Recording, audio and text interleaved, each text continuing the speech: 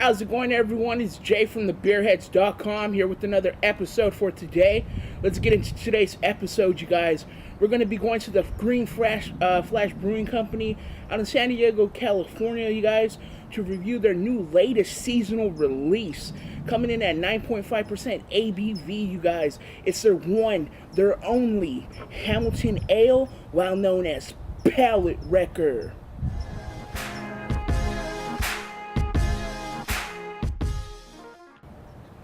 Alright, you guys, now the appearance on the Palate Wrecker from Green Flash Brewing Company.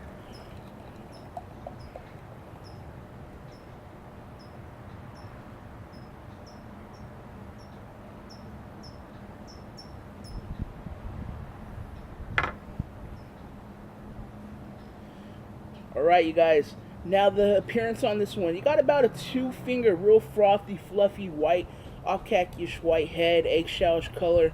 Nice carbonation bubbles sticking to the glass. It's kind of hazy in there, but it's not unfiltered. I know that for sure. It's just a little bit hazy.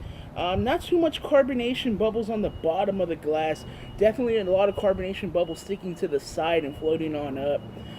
Keeping that head around. 9.5% alcohol, you guys. Not dissipating that quickly.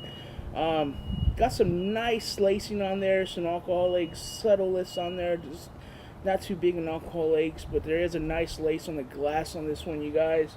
Overall, nice burnt orange color. Little creaminess to it for a West Coast. Not too big on that West Coast burnt orange color, but it is there. Just a little bit more hazy in the appearance, though, on this one, you guys. So let's get into the aromas on the Palate Wrecker.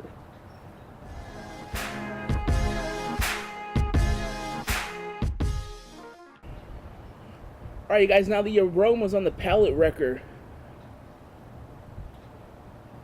Definitely get some nice grapefruit qualities from the citrus hops in there. Subtle pine notes, not too big. A little sweetness of caramel, pineapple in here. Overall, kind of subtle in the aromas, you guys. Let's get into the taste and see if the Palate Wrecker really destroys our palate, you guys. Cheers.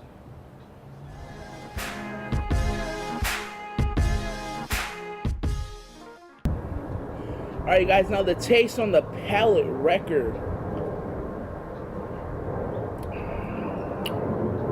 Wow. Ooh. Front of the palate, sides of the palate, you get a nice piney bitterness, slight dryness that just lingers there for a while.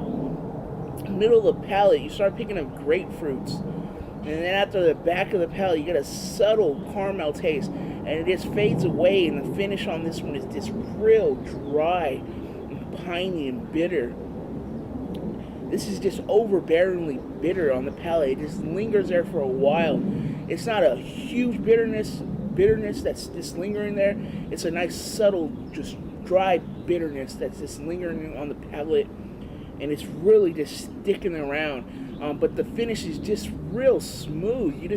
It just goes down like smoothness on the mouthful and everything. It's just full bodied, easy drinking on the mouthful. Don't taste no alcohol in here whatsoever. You get a hint of alcohol, but you just can't taste it. Just like in the aromas, you can't smell them as much, you guys.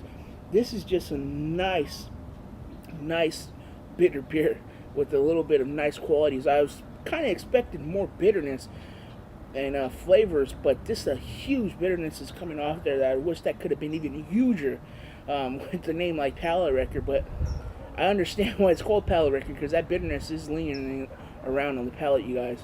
So I'm going to come back with a verdict, and I'm going to let you know what I think of Green Flash's Palate Wrecker.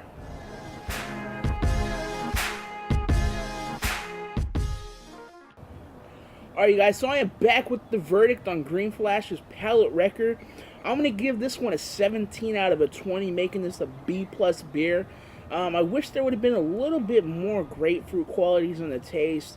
A little bit more of a sweeter pineapple touch too, with that caramel note that's in that you can kind of smell a sweetness of caramelish in the aromas, you guys. It gives out that fruity pineapple taste as well.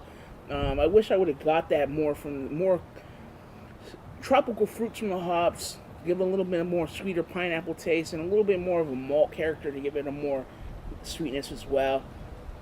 But what a name like Palate Wrecker, I guess you don't expect that. It's just real bitter on the palate, and it's just lingering around still, you guys. Nice beer. 4-pack, $11.49, I believe, for a 4-pack. I can't say I would pay that. I would probably buy a 22-ounce bomber of this instead of the 4-pack. I believe it's a little bit cheaper than that. But, you know, it's definitely something I would say pick up, but don't pick up right away. Something if you'd pick up probably later down the line. And if we do pick it up later down the line, make sure it's in a cooler. I wouldn't get it off the shelf, you guys. I wouldn't. It's gonna lose its hot profile like that. So I would say if you're gonna get it later down the line, make sure it's coming out of a cooler, you guys. Other than that, it's been a great beer review. Another great beer, you guys. Until the next time, like I always say, live, learn, and drink. I'm gonna enjoy my beer. I hope you guys do the same.